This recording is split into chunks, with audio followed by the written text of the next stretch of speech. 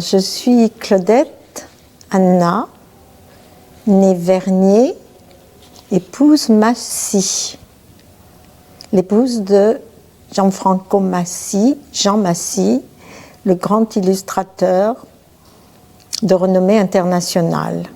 C'est mon mari. Pendant 35 ans, j'ai été l'épouse de Jean Massy, qui était un homme très gentil, très cultivé, très travailleur. Il travaillait nuit et jour parce qu'il avait beaucoup de travail. Et c'était une belle personne que j'aimais beaucoup et que j'aime toujours. J'ai connu Jean Massy je travaillais à Universal Pictures sur les Champs-Élysées comme hôtesse secrétaire.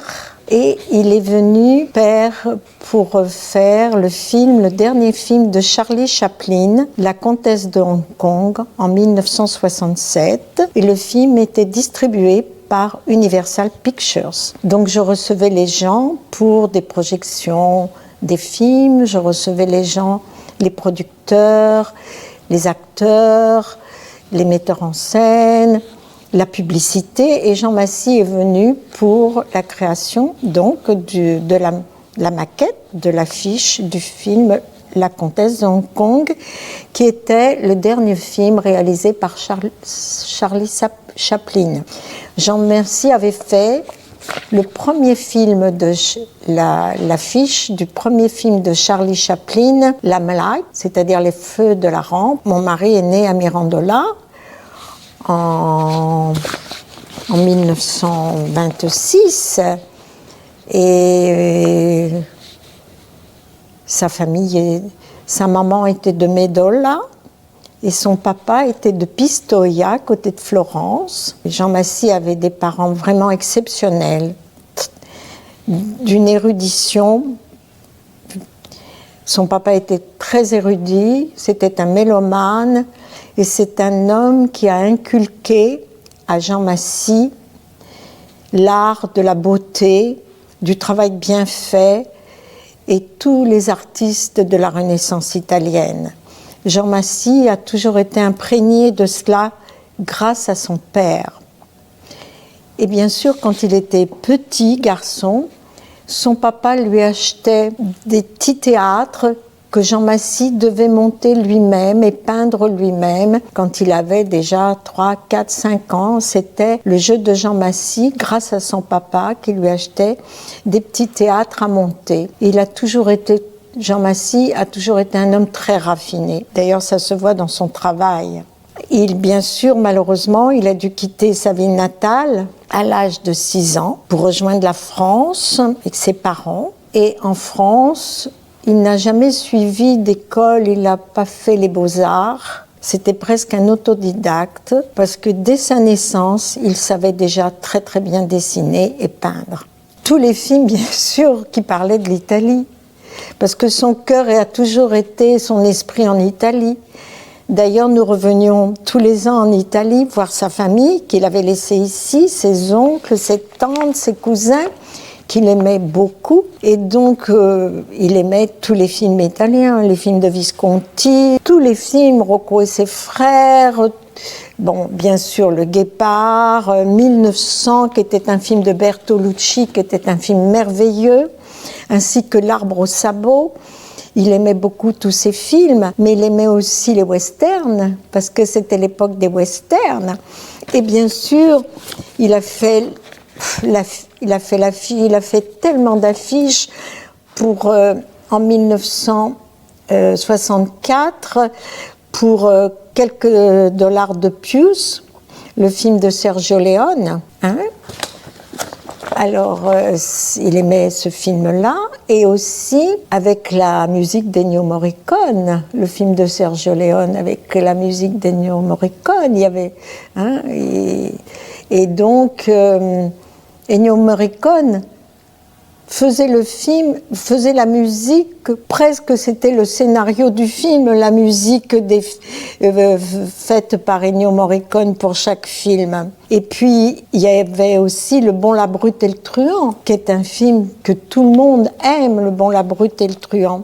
Mais un des premiers films qu'il a fait pour l'Italie, et qui a reçu le prix spécial du jury à Cannes en 1955 était Continente Perduto, un film dont le réalisateur était Enrico Gra. Un très beau film dont l'affiche est merveilleuse et c'était un des premiers films italiens qui a eu un succès à Cannes puisqu'il a remporté le prix spécial du jury.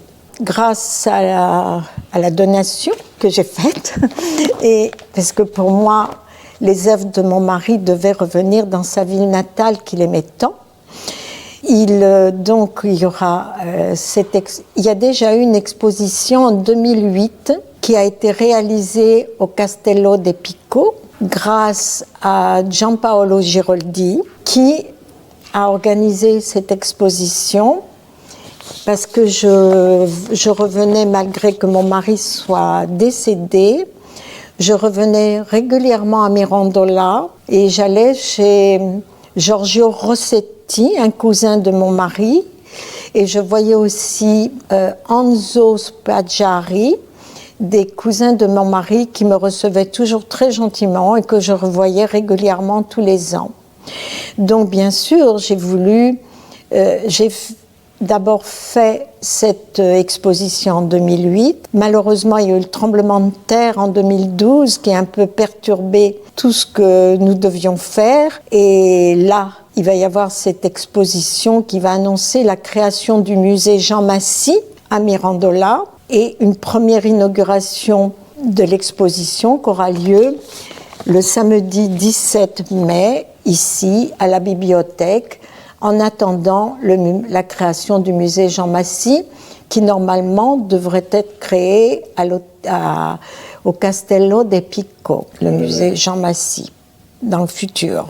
Et je suis très, très heureuse et très, très fière. Et mon mari serait tellement honoré de cela. Je ne peux imaginer, s'il nous voit d'où il est, il doit être tellement heureux, ainsi que ses parents, Joseph Massy et Olga Spiaggiari, seraient vraiment tellement honorés et tellement heureux. Jean Massy, il faut que je vous raconte un petit peu, parce que donc Jean Massy a commencé très jeune, grâce à son père, parce qu'à l'époque, après la guerre, les Italiens à Paris, qui avaient les ateliers artistiques, tous les ateliers à Paris étaient tenus par des Italiens. C'est eux, vous savez, qui savent l'art, les Italiens, ils connaissent l'art, le travail bien fait. Donc mon mari a commencé dans les ateliers des costards, quand il était à l'âge de 17 ans, et il a commencé par laver les toiles, parce qu'on faisait pour le cinéma, les ateliers faisaient des façades de cinéma immenses, et mon mari a commencé par laver les toiles qui revenaient, qui avaient été peintes pour être projetées sur les façades de cinéma. Les toiles revenaient et mon mari les lavait et les repeignait en blanc. Et après, quelques années plus tard, il a commencé à peindre à côté de, quand il avait du temps de libre, il a commencé à peindre, et comme il adorait peindre, et quelque temps après, il a commencé à faire on lui a proposé de faire des affiches de cinéma pour des gens très, très, très connus en France, des artistes, par exemple, je peux vous dire, des films d'Yves Allégret, des films de metteurs en scène anciens que les gens ne connaissent plus. Et après, donc, il s'est mis à son compte. En 1955, il a commencé à travailler pour lui personnellement, parce qu'on lui demandait, comme il savait très bien dessiner les visages étaient tellement ressemblants que toutes les compagnies américaines lui ont demandé de travailler pour eux, bien sûr, parce qu'il y avait une force dans tous les visages, parce que l'affiche dessinée au crayon, toutes ces affiches étaient dessinées au crayon et peintes à la gouache. Parce qu'une affiche dessinée et peinte à la gouache a plus de caractère qu'une affiche photo. Le dessin, il y a toujours cette force, cette puissance qui revient. Alors, donc après, il a eu beaucoup de travail, puisqu'il travaillait, je peux dire, presque nuit et jour, parce qu'il a fait plus de 2000 affiches de cinéma, mais aussi des couvertures de livres. Il a travaillé pour la publicité et aussi pour Mireille Mathieu. Il a fait son portrait. Enfin, il a travaillé pour beaucoup de gens. C'est un homme qui travaillait beaucoup. Voilà. Et donc, il a travaillé aussi pour les films les plus importants de Jean-Paul Belmondo, L'As des As, Le Professionnel. Jean-Paul Belmondo était un ami de Jean Massy, pas obligatoirement. Voilà. Il travaillait aussi pour Jean-Paul Belmondo, avec qui il s'entendait très bien. Jean-Paul Belmondo, les films de Jean-Paul Belmondo, je dois dire qu'il avait, René Château était le publicitaire, le publiciste de Jean-Paul Belmondo, qui était un garçon, René Château, qui avait commencé quand il était tout petit. Il attendait de voir les affiches de Jean Massy collées sur les murs à Montreuil. Il allait les décoller pour les garder pour lui personnellement. Et Jean Massy était très ami avec René Château. Et René Château, Jean-Paul Belmondo et Jean Massy ont créé les 4 plus belles affiches de Jean-Paul Belmondo et les 4 gros succès de Jean-Paul Belmondo, L'As des As, Le Professionnel, et voilà. Donc je voudrais dire, mais ça c'est un peu plus difficile, que mon mari était un artiste sûr, parce que c'était un artiste, mais c'était aussi quelqu'un, vous allez le voir dans son portrait, son autoportrait, qui avait une dimension mystique très importante. Parce que mon mari avait une certaine subjectivité universelle. Mon mari lisait beaucoup. Il a écrit 3 livres très importants, dont un livre de 800 pages en prose cadencée sur la quête spirituelle de l'homme pensant. C'était un homme qui, je pense, avait découvert la relation des nombres avec le principe premier, comme l'avaient trouvé les Égyptiens, les premiers Égyptiens. C'est la raison pour laquelle vous voyez dans son portrait la relation avec l'Égypte. Et ça, pour lui, c'était très important. Voilà ce que je voulais vous dire. Je peux vous dire aussi, je peux vous dire que ces tableaux, les tableaux qu'il a peints, ces tableaux qu'il a peints sont empreints de l'esprit philosophique de Jean Massy, qui s'inspire des cellules qui ne sont pas autre chose que des molécules possédant un noyau dans lequel sont stockés les gènes, dans lesquels est emmagasiné le code génétique portant l'information nécessaire à la vie et à la reproduction. Il quitte sa vie moléculaire pour se replonger dans sa vie élémentaire, en dehors de la biosphère, pour se replonger dans l'espace interstellaire. Voilà ce que Jean Massy reflétait dans ses tableaux personnels. Donc, il considère les choses d'une manière subjective, en donnant la primauté à ses états de conscience. Jean Massy, c'était un homme complet. Vous voyez, c'était une personne un peu qui sortait. C'était des gens comme il y en avait à la Renaissance italienne. On peut faire le rapprochement avec le pic de la Mirandole et les 900 thèses du pic de la Mirandole. Parce que certainement, le pic de la Mirandole avait aussi fait ce rapprochement entre les nombres et l'univers. Certainement. Malheureusement, il n'a pas pu les dire, mais je pense qu'il y a beaucoup d'affinités, et je ne veux pas être prétentieuse en disant ça, entre le pic de la Mirandole et peut-être Jean Massy. Ils sont natifs tous les deux de cette ville de Mirandola qui, certainement, comme disait mon mari lorsqu'il arrivait à Mirandola tous les ans, ici, l'air est autre. Il y a un air qui n'est pas comme ailleurs. Je ne respire pas le même air comme ailleurs. Voilà ce que je dois vous dire.